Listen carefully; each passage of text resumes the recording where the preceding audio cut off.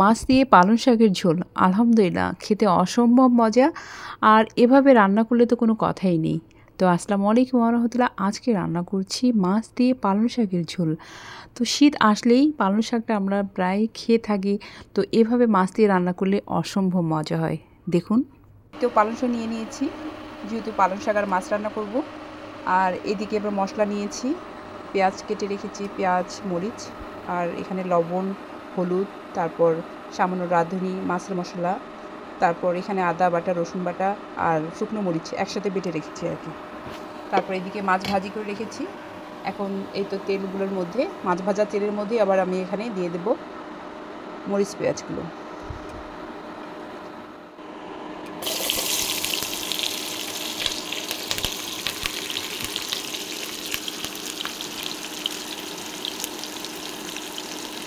পেঁয়াজগুলো দিয়ে দিলাম। এখন পেঁয়াজগুলো একটু লাল লাল হয়ে আসলে আমি মশলাগুলো দিয়ে দেবো।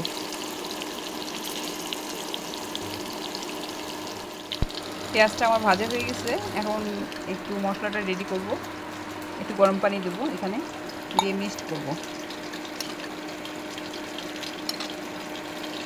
জাস্ট একটু মাখিয়ে নেব আর কি,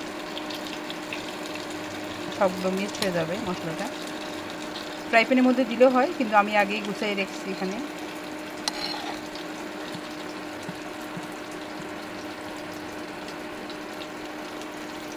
হয়ে গেছে, আমি গুলাই নিলাম একটু। তারপরে এখানে একটু ঢেলে দেবো।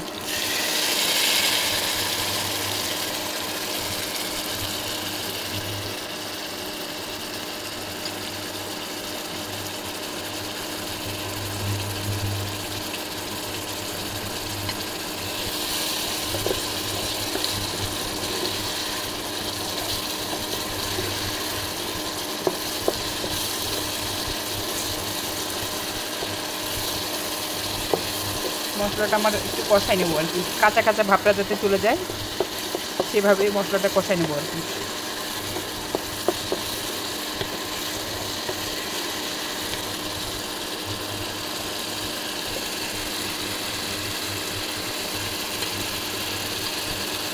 রান্না একটা সময়ের ব্যাপার, কিন্তু তার মধ্যেও আমাদেরকে অনেক কিছু করতে হয়। তো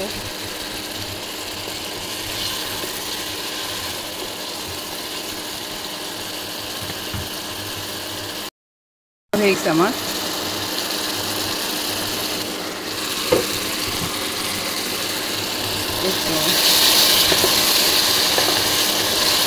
মশলাটা কষা হয়ে গেছে সুন্দরভাবে। এখন মাছগুলো দিয়ে দেবো এর মধ্যে।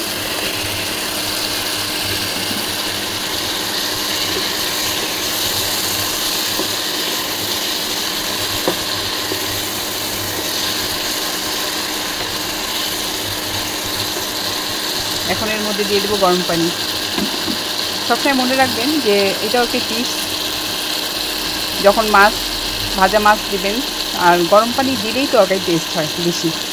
আর যখন আপনি কাঁচা পানিটা দিবেন তখন কিন্তু আপনার তরকারির স্বাদটা তো থাকবে না।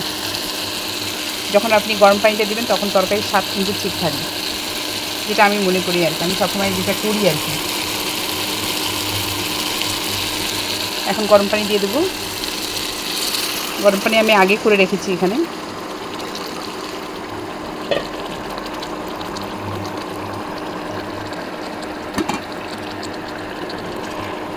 এটা একটু হোক, তারপর শাকটা দিয়ে দেবো। যেহেতু পালং শাক আর মাছ রান্না করছি, সিম্পল রান্না কিন্তু একটু খেতে ভালো লাগে। মাছ দিয়ে রান্না করলে পালং শাকটা আরও মজা লাগে খেতে। আর পালং শাক তো অনেক পুষ্টিকর একটা শাক। একটু হয়ে গেলে আমি শাকটা দিয়ে দেবো।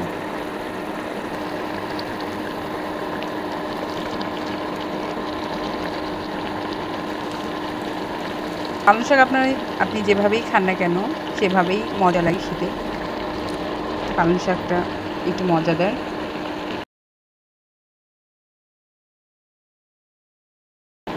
পালং শাকটা দিয়ে আমি একটু ঢেকে দেবো। এখন এটা 10 মিনিট হবে, শাকটা সিদ্ধ হয়ে যাবে সুন্দর করে। তারপর নামিয়ে ফেলবো। নামানোর আগে সামান্য জিরে গুঁড়ো দেবো, শাকটা প্রায় 5 মিনিট হয়ে গেল আমার। এখন ওটা দেখবো শাকটা কেমন হয়েছে।